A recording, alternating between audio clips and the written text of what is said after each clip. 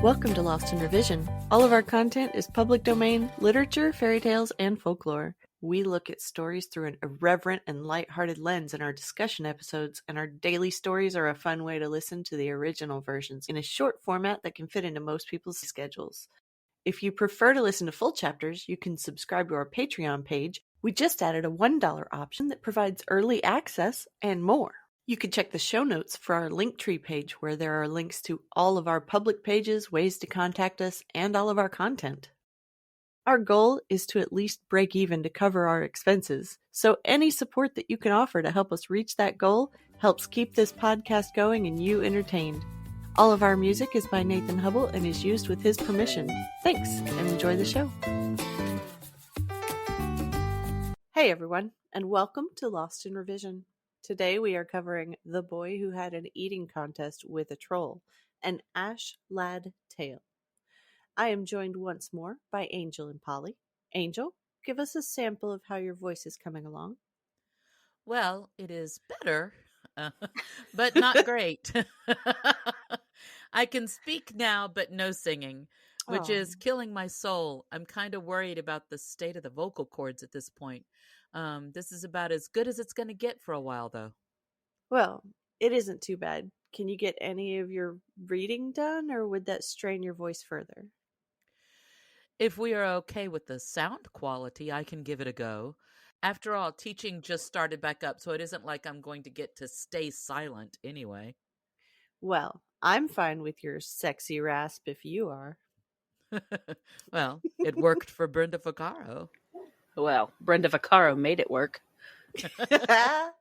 And Polly, how was your rescue mission this morning? Was the quest a success? Escort missions are the worst. Well, middle child's tire is well and truly flat, but it's still parked by the roadside because the tire iron didn't fit the lug nuts, and there's a locking lug with no key. Ugh, quest delayed by a side quest linked to the main quest line. Bummer. I hate when the developers stack quests like that. So today we are discussing more trolls. So let's start with the history and culture that this story developed in. Well, this story comes from Norway, where apparently they like to squeeze cheese and pretend it's rocks. Oh my God. That just sounds all kinds of wrong. Squeezing water from cheese seems to be a common trick in Norwegian tales. I can only imagine all of the Norwegian mothers rolling their eyes at the dinner table, feats of strength. And the after-dinner feats of cleaning up that darn mess on the floor. Stop laughing at the children, Sven. It's not funny. Oh, but honey. It makes me wonder what the rocks in Norway look like, because none of them in Texas look anything like cheese. Or maybe it's the cheese in Norway that looks very different. Well, I looked it up, and there are some Norwegian cheeses that really kind of do look like rocks. Weird. Okay. The giants are pretty dumb, I guess. There's the usual family dynamic of an older brother who's strong and brave, but not brave enough to face a terrible giant. And then there's the youngest son, often called the Ash Lad, or Boots in English versions, who marches off fearlessly to trick the giant into defeating himself. You know, the Ash Lad character shows up often in Norwegian tales. There are even times when different variants of the names used that translate to Ash Lad are used in the same story. What is interesting is the fact that in the households of the time, the job of blowing on the coal to stoke the fire was the job typically given to the member of the family who was the least fit to handle more demanding chores. So it was usually given to like a small child or a fragile grandmother. So if someone had a name like Askeladden, it would give an immediate, not so favorable impression of the character to the readers. There is some debate on this name origin. It is either, as you say, to do the blowing on the ashes, or it refers to the ash tree. Young Scandinavian ash trees are tall and thin with pale, smooth bark, so there may be a physical similarity to an adolescent boy. Interestingly, but not relevant to the story, ash trees are gender fluid. A tree that has all male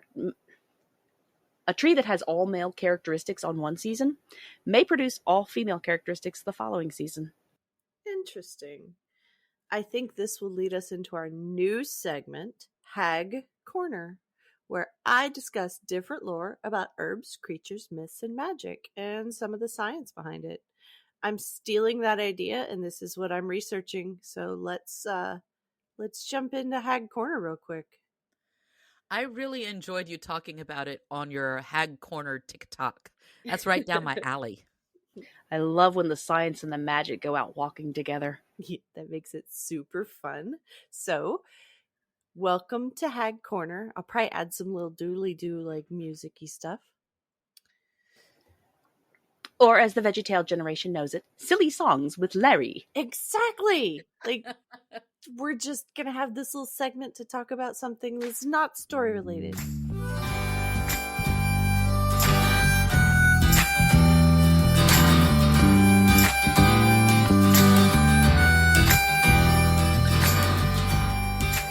Today, we are discussing the folklore of the ash tree in our Hag Corner. The ash tree is an interesting specimen because it embodies change. As Polly noted, ash trees do require two trees to reproduce. The male and the female flowers are on different trees. That being said, the trees are able to determine whether they will be male or female each year and are known to switch from season to season. Wait, they can pick? Well, you're the one that told me about it. Yeah, but I thought it was like those African frogs where they just become one or the other based on population. Or there's that fish that becomes male when it gets old. Well, it might be like that, but I haven't really heard about tree communication getting to the point of knowing if they choose it on purpose. So let's move on to some of the folklore about the trees. Ashwood is said to ward off evil spirits when burned. In Norse mythology, the world tree, from which humanity sprang, is an ash tree that supports the entire universe. It connects the 9 realms. A goat that grazes by the tree gives mead instead of milk for Odin's hall. Sorry. Now, I just have this image of this goat bee hybrid. Fermenting that combination is definitely going to make for a wild party. You can have cheese and mead. I wouldn't put it past Norse mythology. They'll hybridize anything. He goes, maz.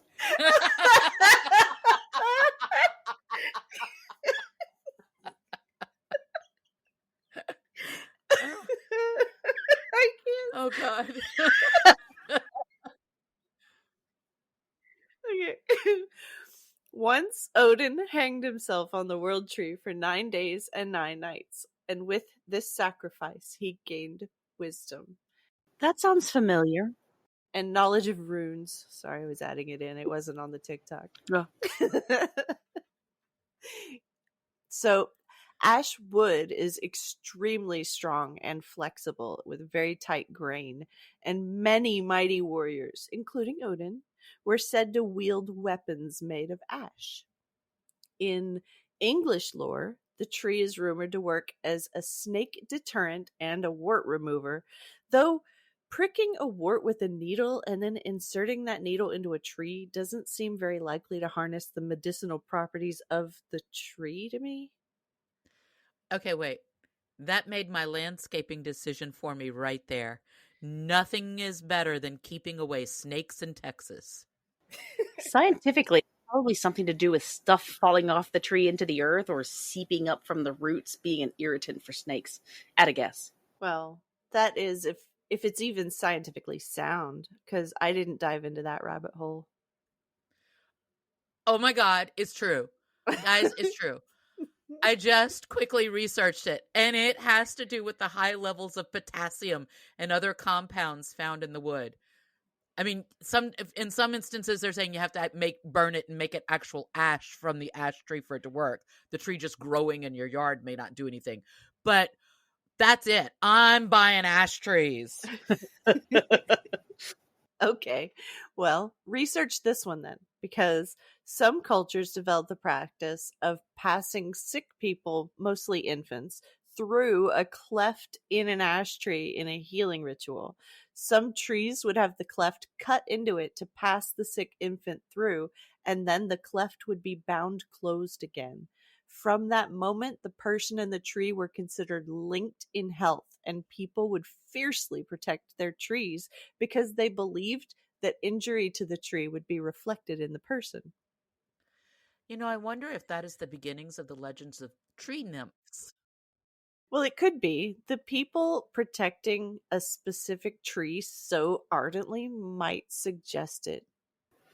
I'm going to say power of positive thinking here. Proximity to the tree won't heal you, no matter what healing properties its substance has. Yeah, that's very likely.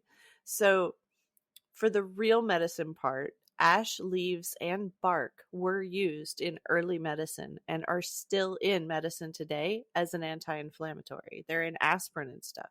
So, the science of healing is real. It's just not walking through a cleft in a tree doesn't link you to the tree. I mean, They're close. maybe it does, and I just don't know the science behind it yet. Who knows?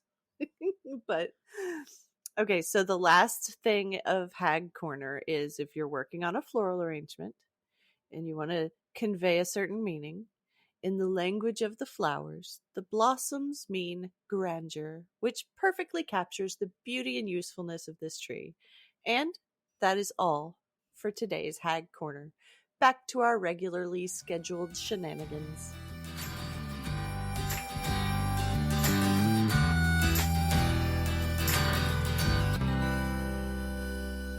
I need a tree whisperer now. I need to go walk through the cleft of a tree and see what it heals. So for the versions of this story, I didn't find very many versions of the eating contest. The versions seem to be completely different enough that they can be covered as standalone stories. So I guess this one just didn't get edited much, or it stayed the same, but with new adventures added on for the Ash Boy, like Kate and her magic forests. There is a 2010 Norwegian film called Troll Hunter that references this story. I had never heard of it before doing research for this episode, but it looks interesting. They have 4 different Norwegian trolls in it, and they look seriously fearsome and huge. Additional side note, they have started a series of Ashlad movies. The Ashlad and the Hall of the Mountain King looks really cool. I saw that in my search too. It does look really fun. This also reminded me of Spellmonger and the book-loving troll. Oh my god, yes! I love the literate troll. The one who collects books. Yep. He's so fun. I know. I gotta check that movie series out. Peer Gynt is one of my favorite symphonies. Is it a whole symphony or just a movement? I don't know. Anyway, I need to get around to reading your Spellmonger books. Y'all keep talking about it, and it sounds so intriguing when you talk about it. It is. I feel like I'm left out. Fantastic series. You are left out. You should join us. Oh my god, I love it so much. So, for our listeners, I just cut out like an hour of book talk. You are welcome. Rude. So, maybe we can add on that kind of stuff for our patrons when we get some that aren't related to us. So, let's move on to Polly reading the story.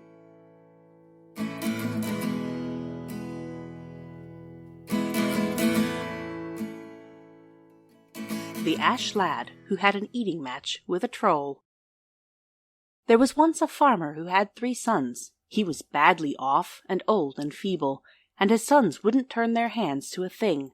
To the farm belonged a large, good forest, and there the father wanted the boys to chop wood and see about paying off some of the debt. At last he got them around to his way of thinking, and the eldest was to go out chipping first. When he had made his way into the forest and had started chopping a shaggy fir tree, a big, burly troll came up to him. "If you're chopping in my forest, I'm going to kill you," said the troll. When the boy heard that, he flung aside the axe and headed for home again as best he could. He got home clean out of breath and told them what had happened to him, but his father said he was chicken-hearted, and the trolls had never scared him from chopping wood when he was young, he said. On the next day the second son was to set out, and he fared just like the first. When he had struck the fir tree a few blows with his axe, the troll came up to him too and said, "If you're chopping in my forest, I'm going to kill you." The boy hardly dared look at him. He flung aside the axe and took to his heels just like his brother, and just as fast. When he came home again, his father became angry and said that the trolls had never scared him when he was young. On the third day, the ash lad wanted to set out. "You," said the two eldest, "you'll certainly manage it, you who've never been beyond the front door."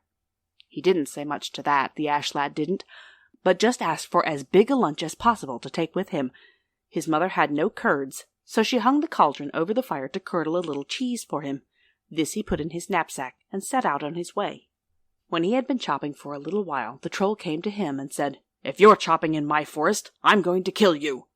But the boy wasn't slow. He ran over to the knapsack to get the cheese and squeezed it till the whey spurted.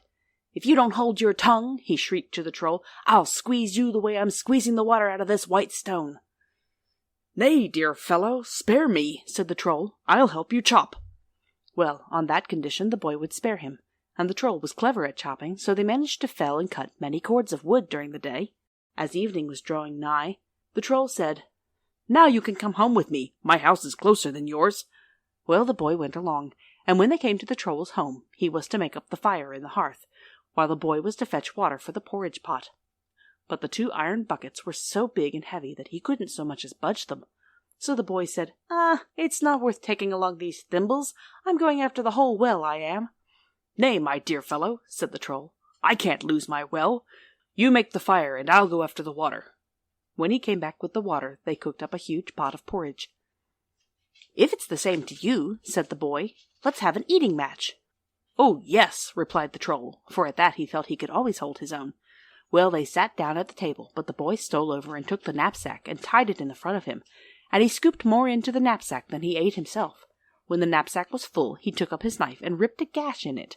The troll looked at him, but didn't say anything. When they had eaten a good while longer, the troll put down his spoon. "Nay, I can't manage any more," said he. "You must eat," said the boy. "I'm barely half full yet. Do as I did and cut a hole in your stomach. Then you can eat as much as you wish."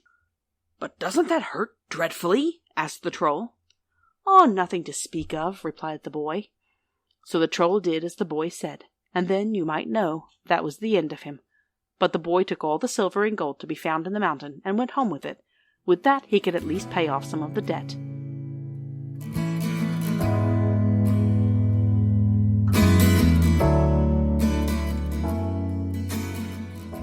All right, and we're back. So, what is your favorite part or version? I have always liked boy versus giant stories, especially when I was young, because the giants are huge and fearsome, but they're kind of stupid. You know, if you can trick them by being clever, they usually will bring about their own demise. And whenever I encounter bullying, and I was bullied some as a child by big, mean bullies, so I tended to lean toward cleverness as my defense and let them trip themselves up. That's a really good point about the bullies and everything, but the part that really stuck out to me, and I wouldn't exactly call it my favorite part of the story, but I really felt sorry for this particular troll when the boy tricked him into cutting open his own stomach and dying. I mean, as trolls go, he seemed like a rather nice and reasonable sort of fellow. I mean, I know the boy stealing the gold and silver to pay off the family debt is supposed to make him the hero of the story, but it seemed kind of villainish to me. You know that troll was going to eat that boy at his first opportunity, right? I mean, Jack and the Beanstalks, he's just breaking and entering. Grind their bones Hey, into bread. hey, that's just profiling. Maybe he was just lonely and wanted to make a friend. Yeah, dinner friend. Yeah, I have to agree from the hag perspective that the young ones are tastier. That's cougar, not hag. Well, you would know. Hey. Yes. Well, anyway. There is some speculation that the youngest son gets to be the hero because he's the one who might be bullied by his older brothers, and so he would have the cleverness and resourcefulness to be able to trick the giants, where the older sons would rely on brute strength and thus fail against the much larger and stronger giants. Well, when I got to the point of the story where the troll just invites him over for dinner, I was so confused. Like, what is happening? Is that something that they just did with enemies frequently? It was so random. Yeah, if I had been the boy, I think I would have found a polite way to refuse. I mean, the fact that he was like, sure, sounds fun. It really makes me doubt the trope of him being clever. Clever doesn't necessarily mean you have any sense whatsoever. Genius doesn't come with horse sense. Very good point. As a teacher of many middle schoolers, I can verify that statement. Well, they have yet to develop the brain bits for sense at that age. I think there are plenty of adults to use as examples. So, what do y'all think the original lessons of this story was trying to convey? It's better to use cleverness to defeat a bully than to use violence. I would agree with that. And maybe add a little bit of pay attention to your surroundings and make the most of your resources you have on hand. Yeah, planning ahead seems to also be like a key to his success. So let's move on into the modern lessons. And what do you think that we could learn from this nowadays? To me, it's all kind of like a fake it till you make it type of thing, and pick dumb enemies like today's internet trolls. But you're not supposed to feed the trolls. Bait isn't feeding. Oh, so we're hunting seeded fields now. I mean, you gotta do what you gotta do to survive the wild web. Just because we're the spiders. I actually didn't like thinking about a modern lesson for this one because the story read to me as a take advantage of those who aren't as smart as you in order to become rich sort of story.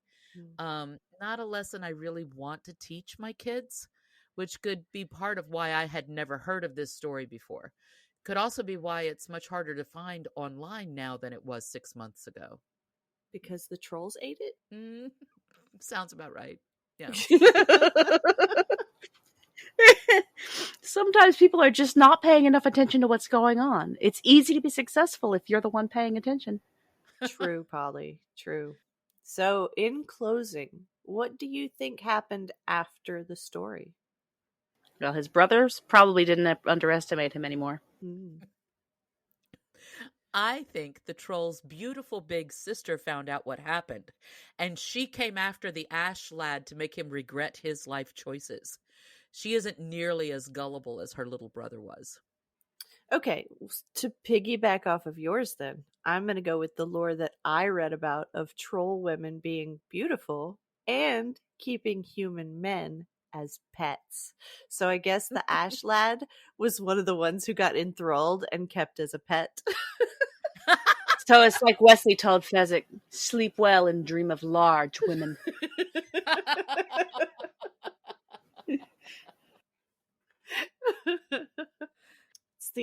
It's the Rip Van Winkle effect when they wake up from it too.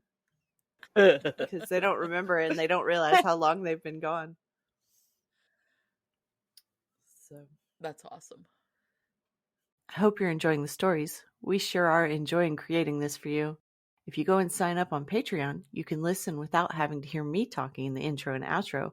For only $3 a month, you get the full chapters as soon as I have them edited, and you have your own personal RSS feed with no interruptions. We just added a $1 option that provides early access and more. We also have an account with buymeacoffee.com if you want to support us that way. So check out our link tree in the show notes for all of the best ways to get in touch and support the show. There's a lot more waiting for us all at the end of the road.